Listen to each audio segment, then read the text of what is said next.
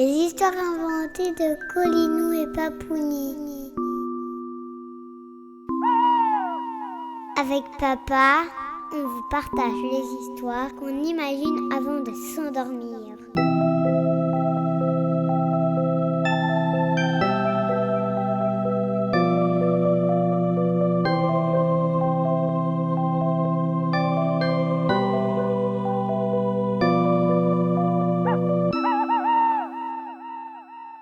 Une histoire de lumière.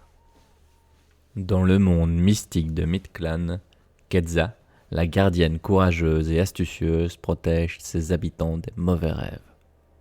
Sa chevelure d'ébène cache des yeux brillants.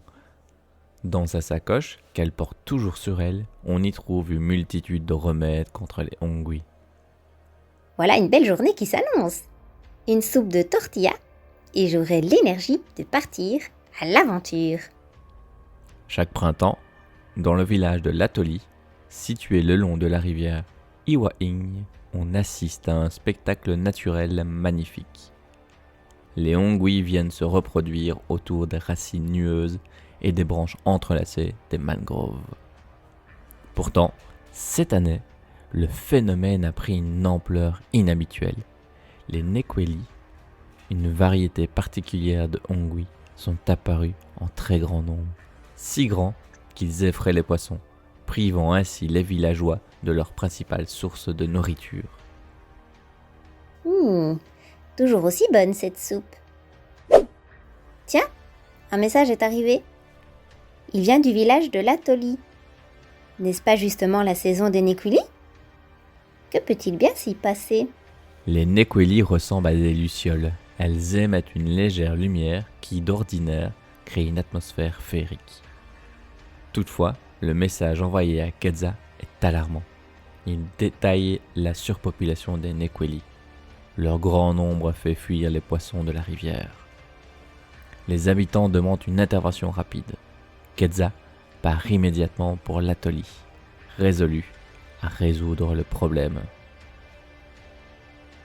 Arrivée au village, elle est accueillie par la bioluminescence spectaculaire des nekweli, qui transforme la nuit en un tableau vivant de lumière dansante. Cependant, la beauté du spectacle ne peut masquer l'urgence de la situation. C'est surprenant. On se croirait en plein jour. Je comprends pourquoi les poissons ne désirent plus venir par ici. Quetzal, après avoir discuté avec les villageois et observé les nekweli, décide de prendre des mesures. Elle annonce qu'elle doit retourner chercher des équipements spéciaux pour capturer les créatures lumineuses.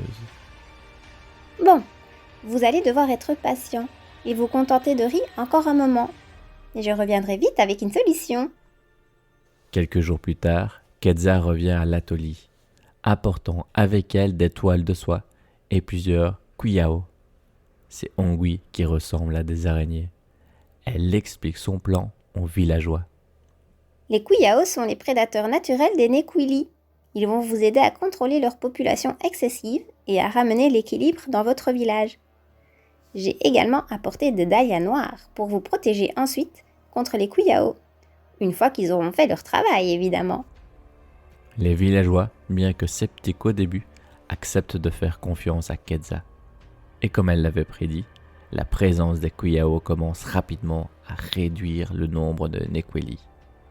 Regardez, les poissons reviennent peu à peu peupler la rivière.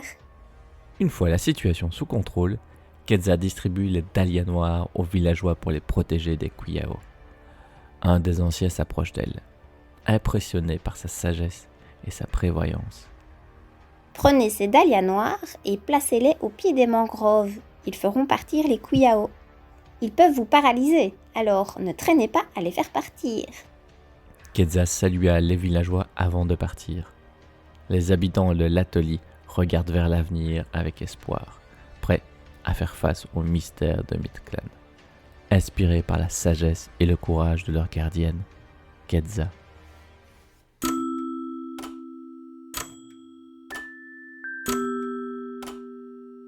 Et n'oubliez pas, vivez des aventures, imaginez des histoires et surtout vivez vos rêves.